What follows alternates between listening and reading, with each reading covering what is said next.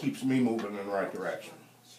And I found that I'm pretty good at it, and I enjoy it. It's, you know, I stepped into it. I came out of a corporation construction rental equipment, and the first time I sat down and really talked to somebody about mental health and, you know, what was going on with them, it was like I'd been doing it forever, you know, and I knew that this is where I wanted to be and what I wanted to do.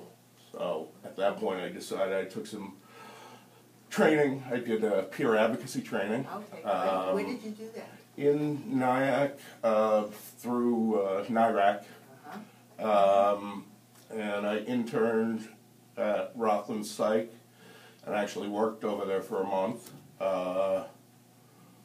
And I also did a training for benefits planning for Social Security. Again, another training that came through my relationship with Jawonio that was free. You know, so I'm gathering skills and learning, and, you know, I learn something every day. You know, yeah, it's just, we've got an incredible program here. A lot, the peers and the people involved in the program, as well as the staff, have a lot to offer.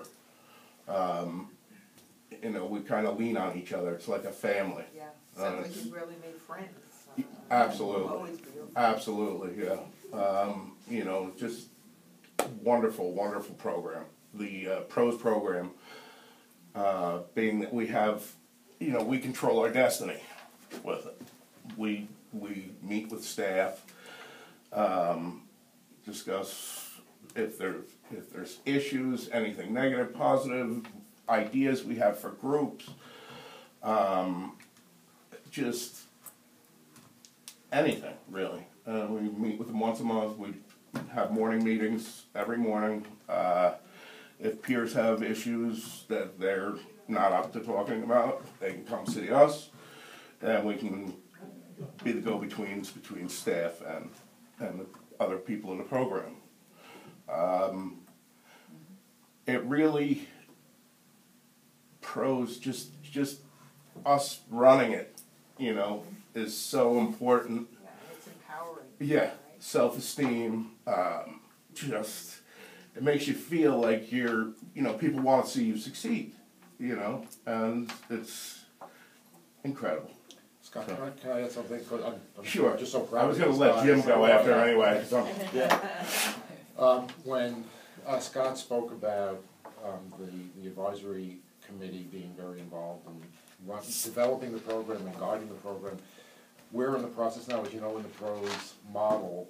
Every 12 weeks we shift and develop new groups, and part of that process for us now, and it will be this way from now and into the future, the peer advisory committee runs focus groups and meets with everybody who participates in the program in order to get their input as to what groups we should be running, so that the groups that are run are because that's what our people want. Exactly. And they mentor the new admissions that are coming in.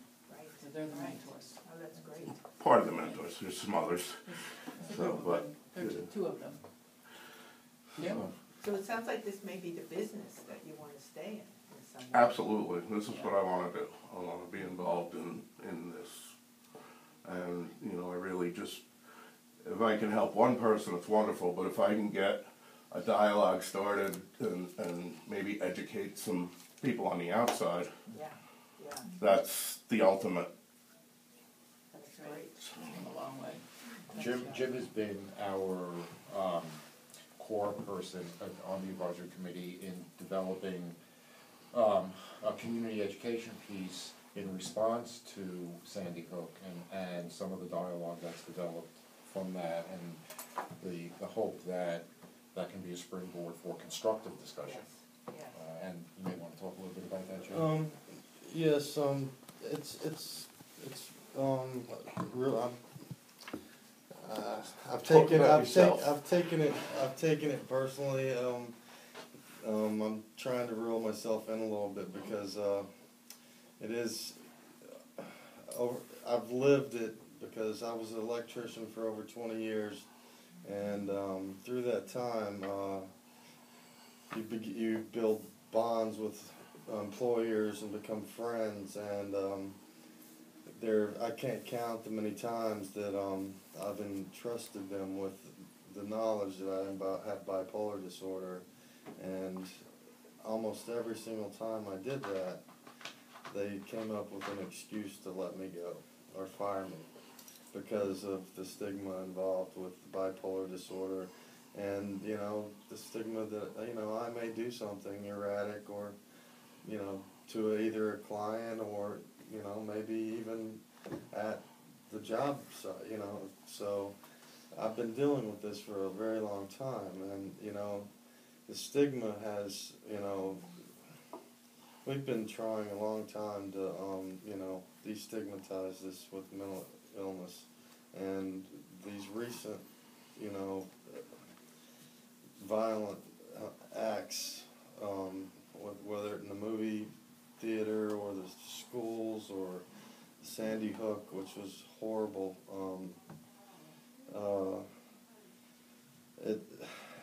It's really the mayor of New York City, the governor has directly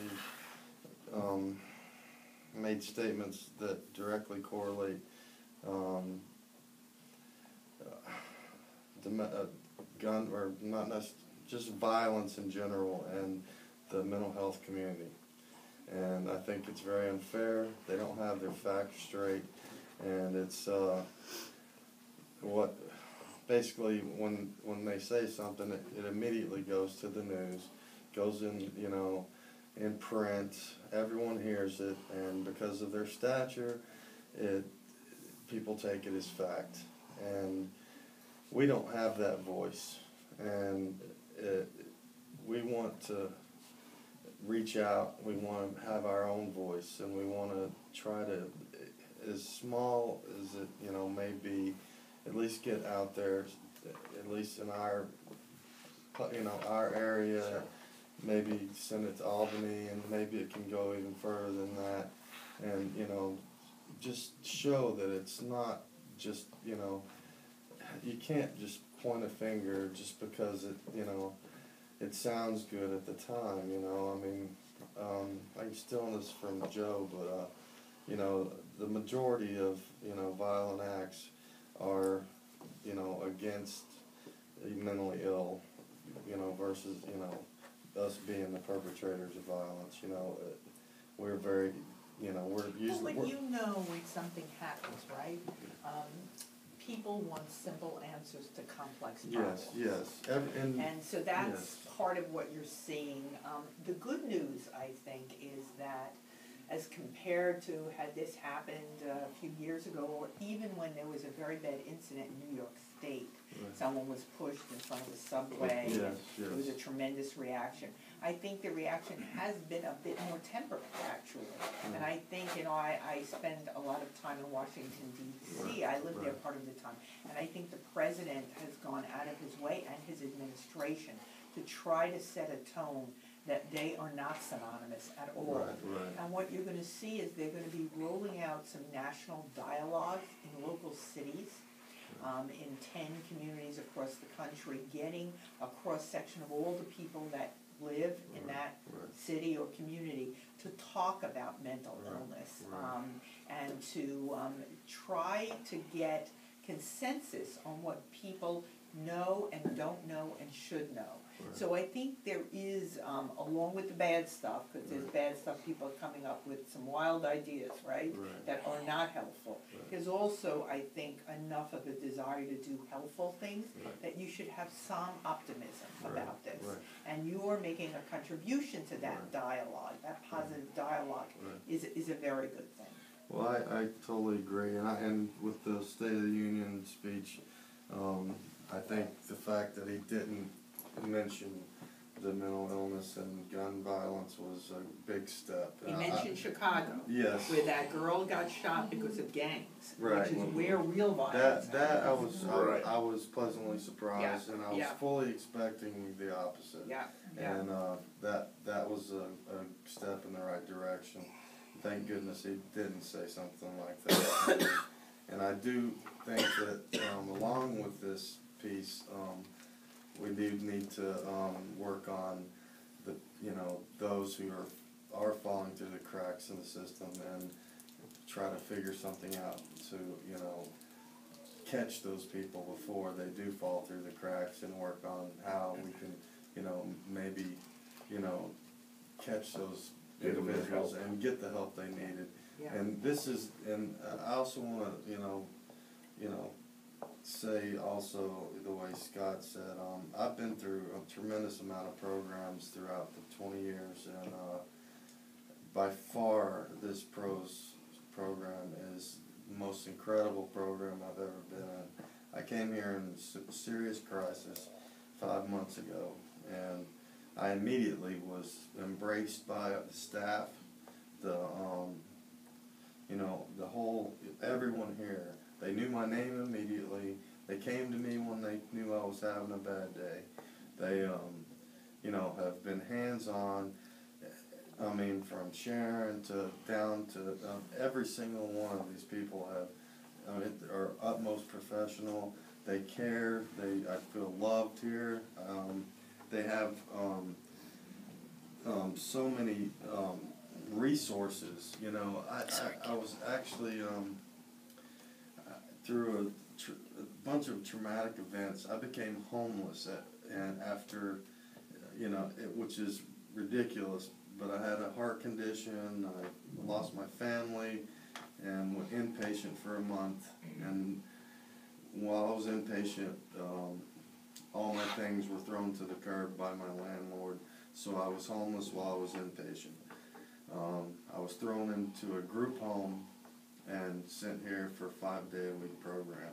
Within 5 months, due to the resources through this program, I went into an apartment with a roommate, and this past week I moved into my own apartment, and now I have visitation with my children, and it is almost it's baffling that has happened in this short amount of time, and I give everyone here at this program so much credit for that, and it's just I can't thank them enough.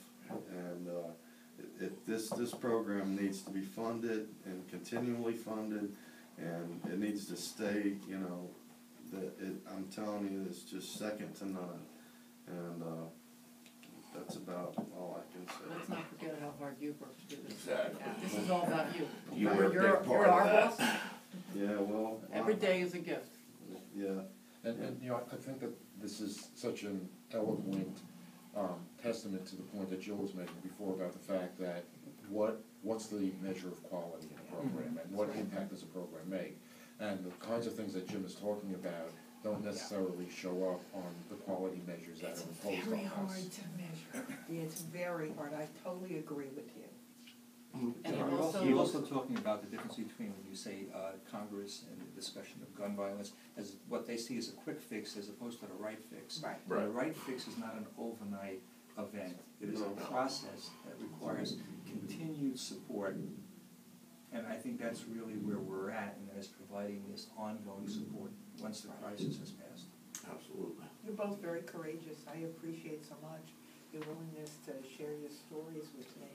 Well, thank you. It inspires me to go back and try to work hard. Well, coming in here with someone of your stature and all of you was a little nerve-wracking, but It wasn't an easy morning, but it's No. good. But you know what also is, this is about, you look at a program and a description, Right. right, and that history, and one of the things I've always said in my career, I'll never work in a PROS program. Yeah. Now I'm directing one. And That's you never say and it's a never. gift, because I think that it's the most complicated, complex program you could ever imagine. And to see it in operation every day and to see the impact on people's lives, it's, it is so rewarding. It's wonderful. These really guys, is. they, It's as I say, huge. they are our bosses, Yeah. they Thank do you. it. Thank you. They do it. Thank you so much.